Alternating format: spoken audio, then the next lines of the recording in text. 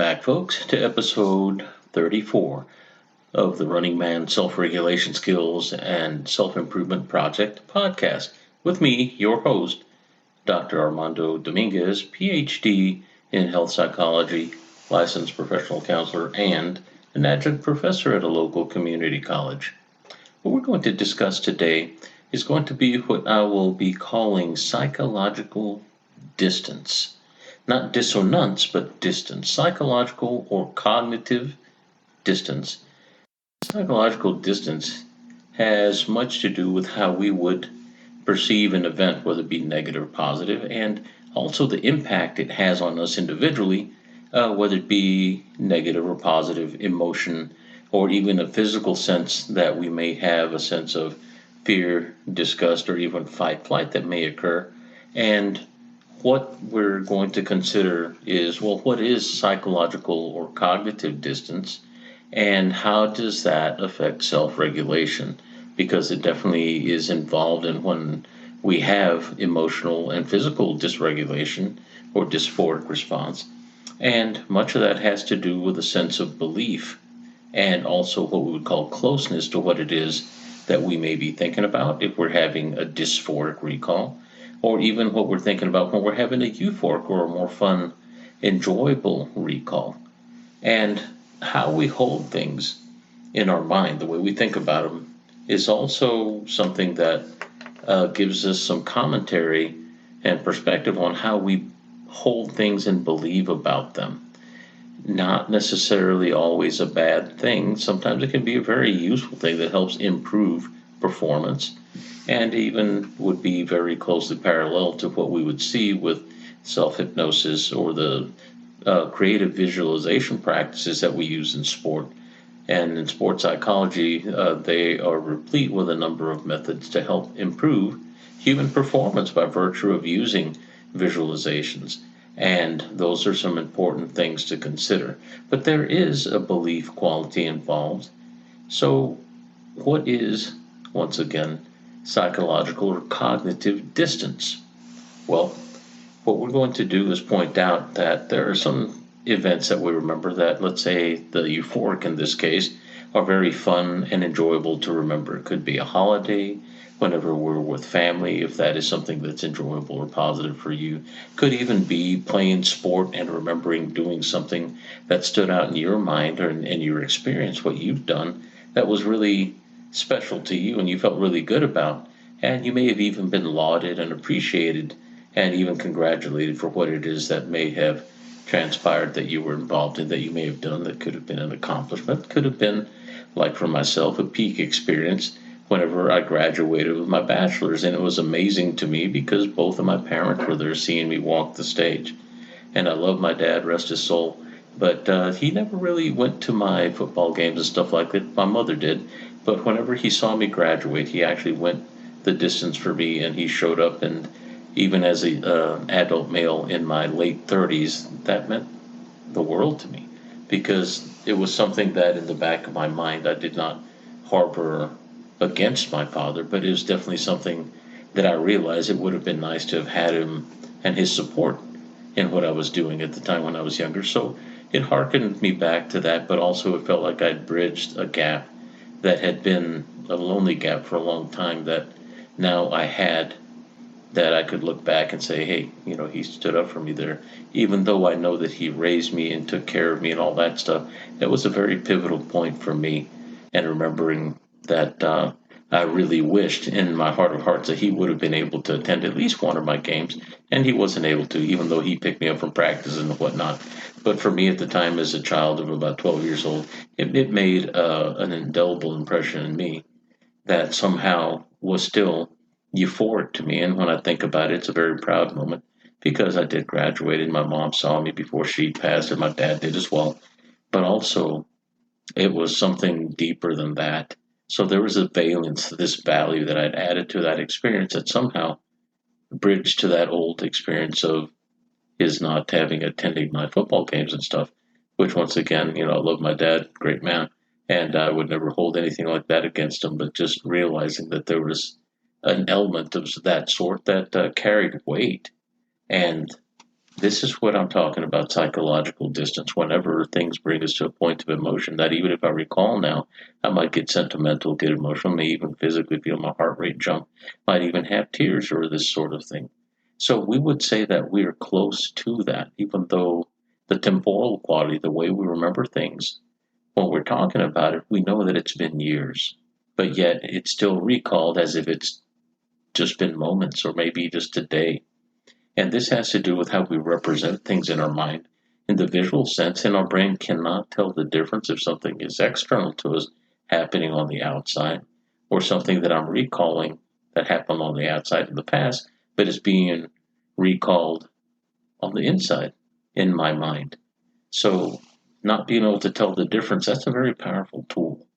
This is where we are jumping off of the last episode having to do with the psychosomatic and the power to change not only the body, but impact health and also improve our performance and things that are important to us and be able to create lasting change as a result.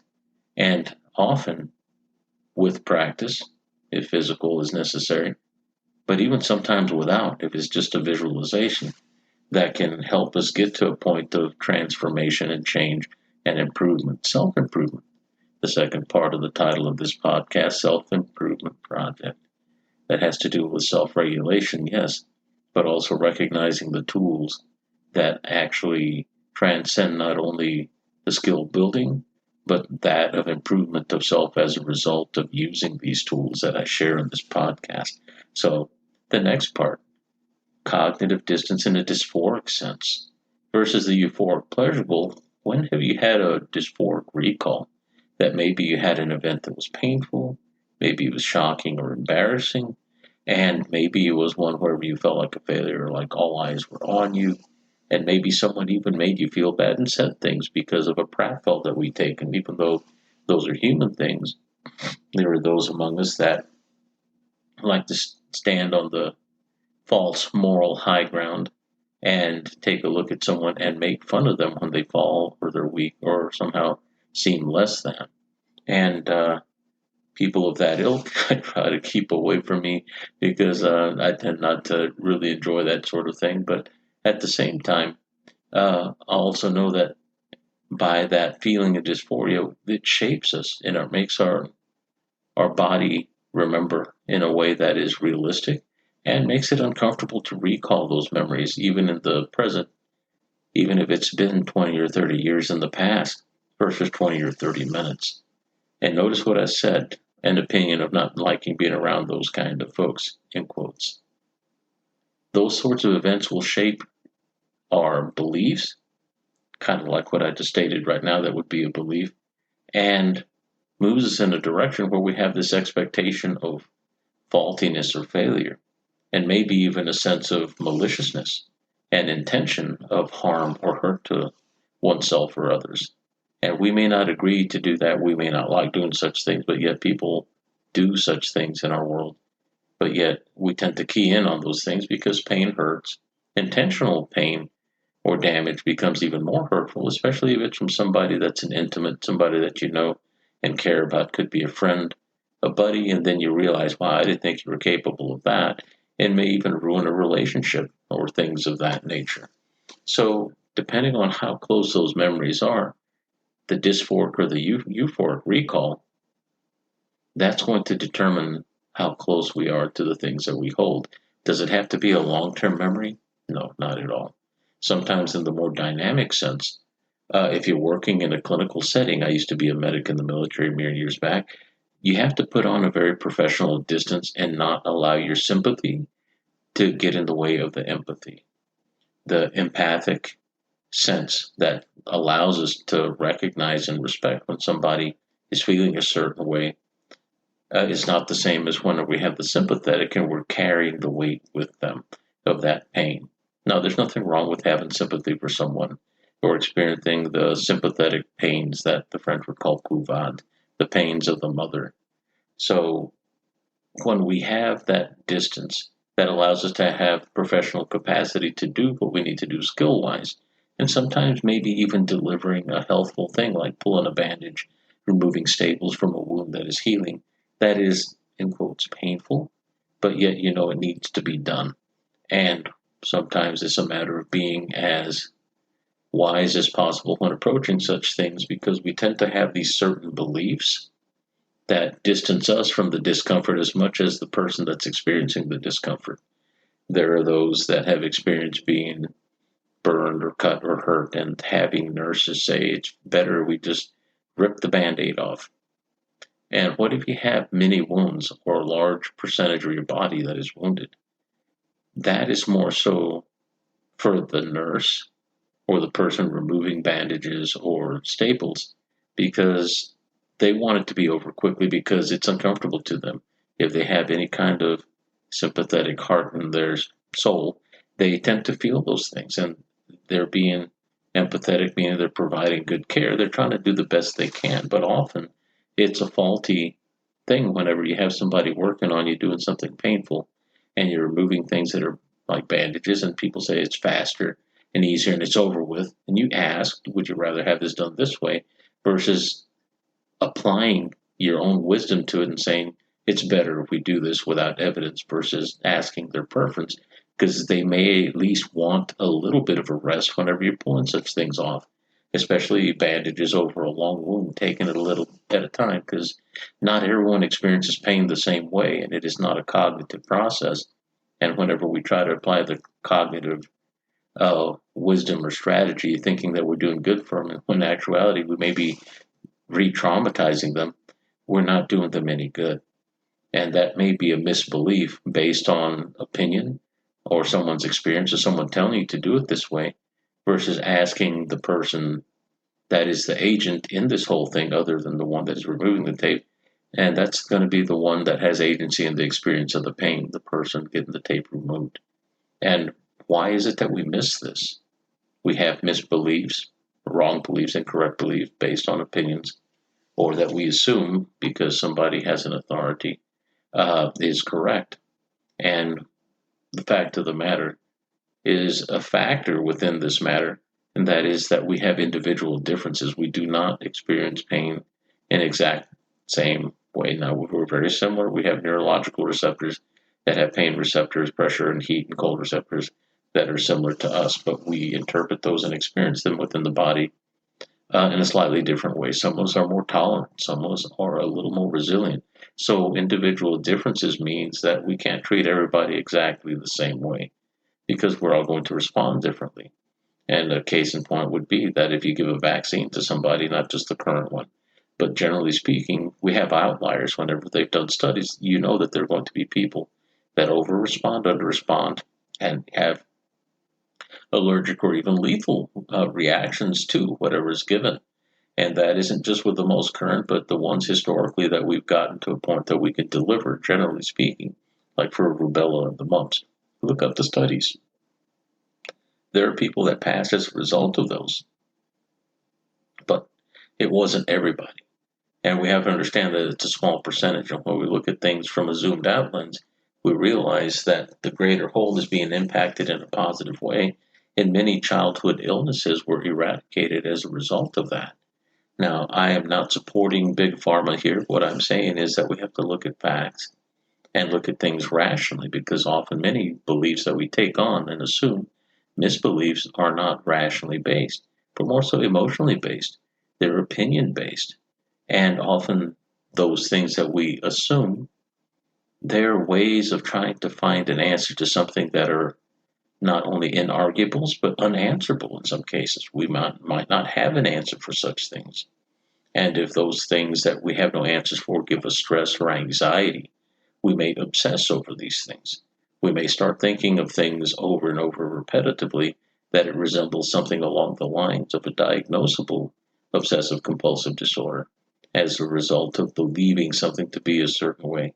But yet, whenever I find out a little more, I go on the internet, it's like, okay, I have an answer. But yet, next time you go back, it's because even though you have the answer and there's a sense of relief, it's not permanent, which indicates that there's probably more stress that's involved at the body level, not at the belief, the cognitive, psychological level, but at the body level, where it's responding based on how compelling the things that we're thinking are, versus how accurate they are, how true they are, how evidence-based they are, but rather how compelling are they. That's just like whenever we have something that pops up on the screen, on the television, the laptop, or even on our cell phone that becomes a little shocking, then you realize, oh, it was just really fast and you didn't have enough time to interpret it, but yet your body goes into a negative stress reaction.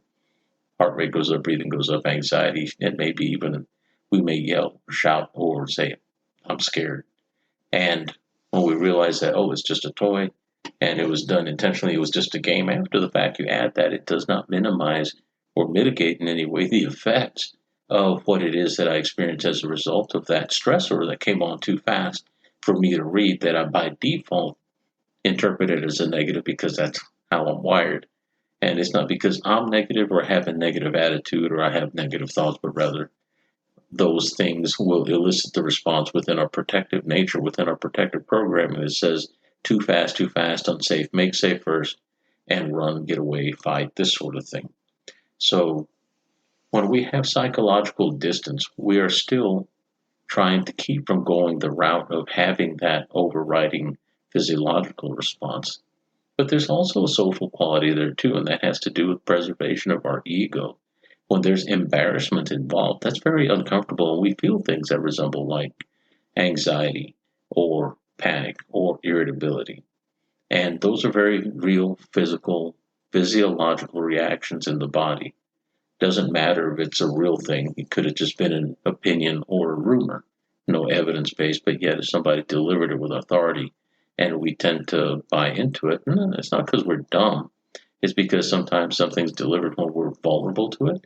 And sometimes it's our personality that is more apt to be vulnerable to or listen to such things because of our experience whenever we're being raised, however that may have been. And that's not always a bad thing, but it can be. We may be more apt to be gullible to things, and it doesn't mean one is dumb or stupid. It just means that depending on how the message is delivered, if it's by repetition, we will assume things sometimes and take them as true. And I'm saying that in quotes because I still disagree with that, but I think that we are less apt to protect against it if it becomes common, just like the stool or the chair that's at the office when I walk in every day.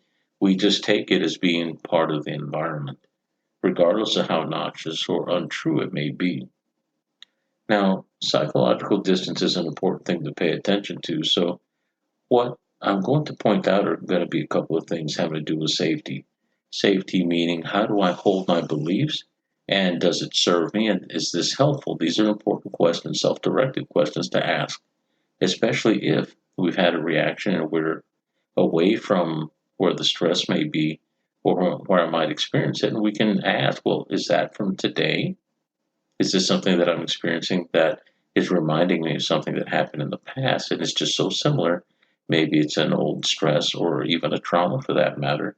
And it brings up bad or uncomfortable feelings, some irritability that really has nothing to do with the immediate environment. And depending on how similar things are, it may bring up that emotion that, once again, cognitive distance may feel like it's close and it's happening right now. So, what are some things that we can pay attention to help us understand this cognitive distance? One is that there are certain things that we may see or hear that we may not be in agreement with or like, but yet they're true or maybe factual, but yet the things that we hold make us uncomfortable because we've held them for a long time. We have a sense of, in quotes, I've made this. We tend to trust what it is that we think. We tend to like what we think first. And it doesn't mean that we're dumb, but we tend to be less apt to put those things down and change those because there's been an emotional investment. And what if there's been a social investment that gives me social currency or social value if I'm looked at or looked up to in a certain group or a certain organization or place of work because of the way I believe? Often cults, and this is in a more negative sense, will bring people into the fold whenever people have been shunned or ostracized, especially when it's been those that we would expect to be the most accepting, that like family, for instance, blood family, biological family. And if that's there, but only intermittently, or you have to bow down to get attention or to be allowed to be accepted, or people threaten to take the love or the care and acceptance away, your security, that it becomes a catch-22 and things become very distinctly difficult. And we tend to be more apt to move and gravitate towards those places wherever acceptance is not taken away. If anything, this can also become a problem with love bombing.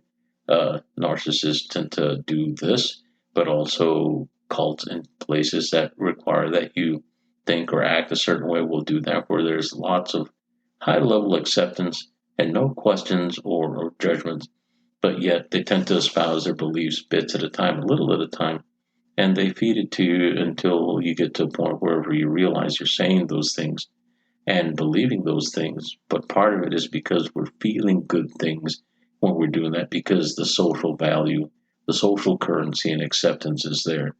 And by the time we get to that point where we realize, well, okay, there's something wrong with this, it becomes so much harder to extract ourselves because we built bonds with human beings and we don't want to hurt them. And it's painful to think that, well, if I go back to what I was before, I lose all these good things, even though maybe I'm being told that there are things that are negative or bad that could get me in trouble. And I know this in my mind and heart, but yet I don't want to let go of the love, the caring, and acceptance. It becomes a very, very painful double-edged sword to deal with. So it's damned if I do, damned if I don't in the truest sense, the things to pay attention to.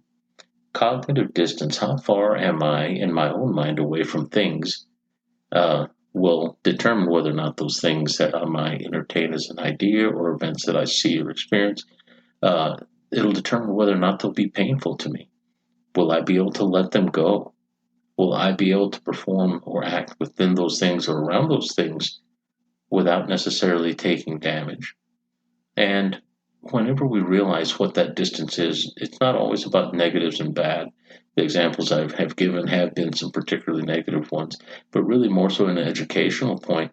But it can also be with the good thing, such as enhanced performance or believing the old adage, old mantra that says, every day in every way, I'm getting better and better.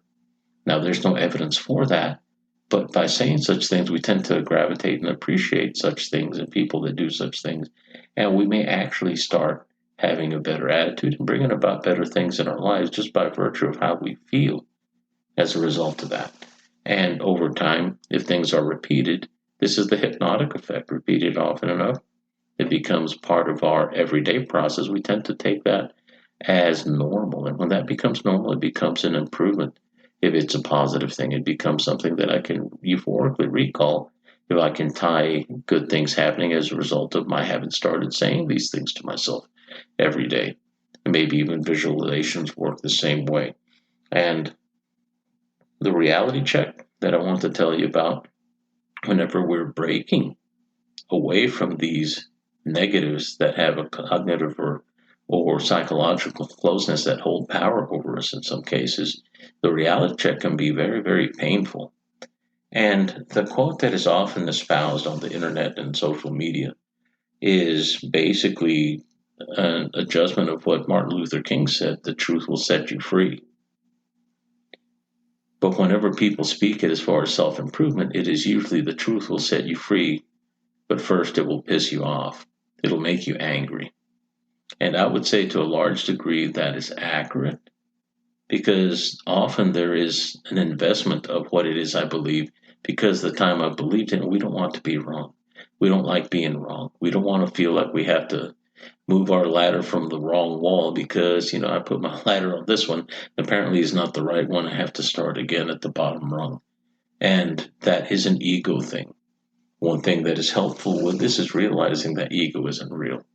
Ego is our best attempted creation, and whenever we feel stressed or don't pay attention to it, you go long enough without thinking about yourself, it pops up, and that's where we have the monkey mind starting to add thoughts and things and worries and conversations because it feels uncomfortable in that silence, it being our lower brain. But whenever we can calm the body first, we tend to be able to spend longer bits of time in that silence without thought and being comfortable with that and realize that is our most basic and generative state from which we become not only creative, but also intelligent and capable of problem solving in a great way.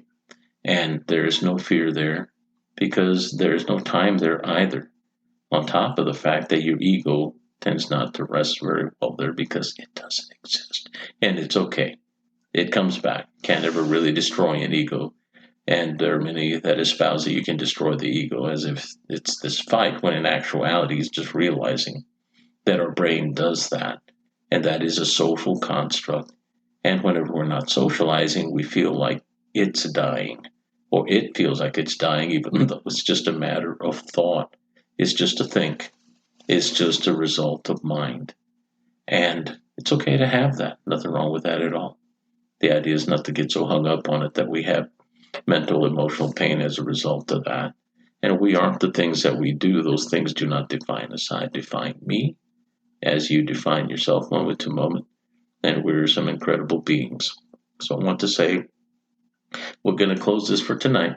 And I want to say thank you for spending time with me once again. I appreciate you sharing a little bit of your time. I certainly enjoy visiting with you. And if you know anyone that could benefit from this podcast, please share it with them. Follow, like, and share. And we're on all major platforms right now, iTunes, Amazon Music, iHeartRadio, and a number of others, Spotify as well. And I'm hoping that y'all get great benefit from this as much as I enjoy doing the podcast as well. And kindest regards to all of you that have reached out this week that I haven't heard from in years. Bless your way. And thank you for being part of my life, each and every one of you in all the countries that are listening. And I'm hoping to hear from y'all if you want to reach out and to say hey, or have any comments or any questions, or maybe even a request. Send them to the email runningmangetskillsproject@gmail.com. As always, have a good evening and walk well.